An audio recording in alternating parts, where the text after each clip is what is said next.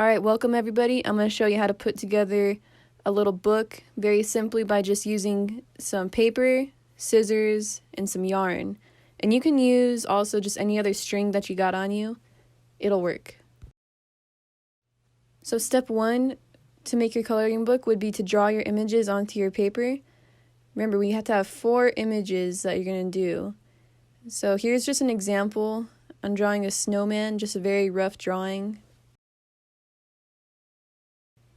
So let's speed things up just a little bit with this drawing. So a couple things to notice here. Notice how I only drew the snowman on one half of the page, and that's because we're going to end up folding it in half. Make sure when you fold it in half that you make the crease in the center first, and then make the other creases from the right and the left. On this next little segment, I'm just drawing some lines across the paper, and I'm using paper as my straight edge. So you can use a ruler if you have a ruler, but for here, again, I'm trying to go minimum supplies, so the least amount of supplies as possible, and you can use paper as a ruler, just if you want to do it as a straight edge. And this little note-taking page right here just adds a little bit extra flair to the coloring book, I think. Just gives it a little more detail. So a nice little note-taking page is always nice to have.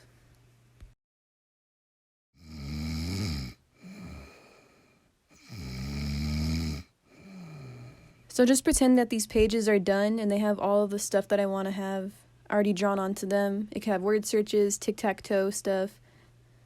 Once you have all of that ready to go, make sure to fold each one in half. You might want to fold them individually because if you try to fold them all at the same time, it might mess up your folding job. So try to just fold them one at a time. And once they're all folded, put them together in the order that you want them to go. And then you're going to grab your scissors.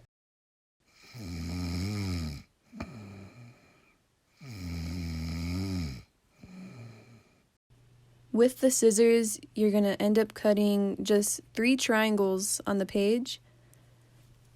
You can start off with smaller triangles, and then if you find that you need to make them a little bit bigger for your string, then you can make them a little bit bigger. But start off smaller because if you go too big, then you can't reverse it. But you can always make the triangles a little bit bigger.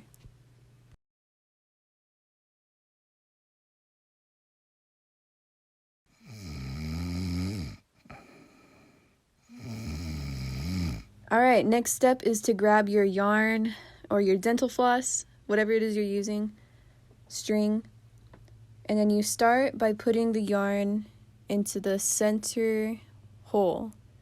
And you can start on the inside or the outside of the spine.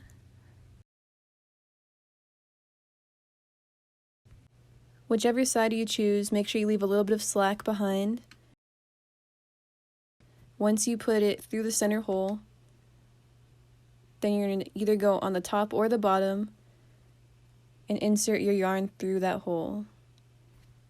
I was struggling just a little bit because the yarn was kind of thick for the size that I cut, but I managed. So then I pulled it all the way through, and then you take it and then you put it through the other hole, the bottom one.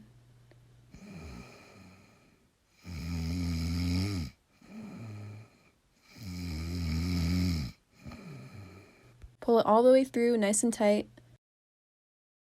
And then the last part is you're going to put it back through the center hole.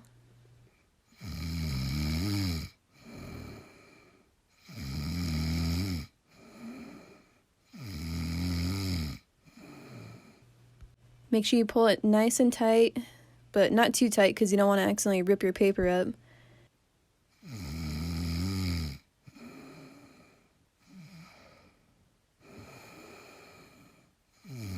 And then put the string and tie a knot over the center.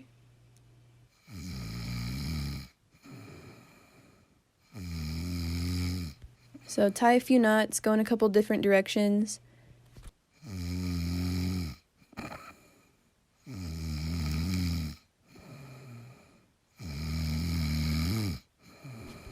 And then you trim off the excess yarn or string, and then you got your book.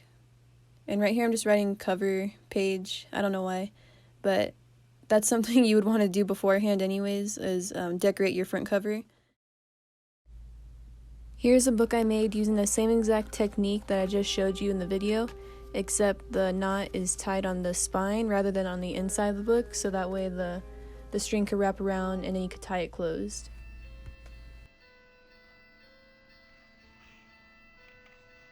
Here's some other books that I just wanted to show you just for the heck of it, just so you could see that there's other possibilities.